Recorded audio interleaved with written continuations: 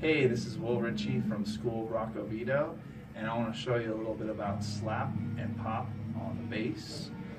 So one of the first lessons I really teach my students is the song Higher Ground by the Red Hot Chili Peppers.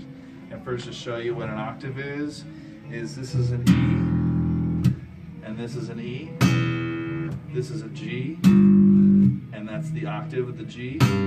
So an octave is always the root on this string, and we're going to skip a string, and we're going to go up 2 frets. So in this case, on the G, it's going to be fret 3, and then the octave is on fret 5. So when you're slapping and popping, you're literally just going 1, 2, 3, 4, 1, 2, and the basics of that Red Hot Chili Peppers song is E, G, A, E, G.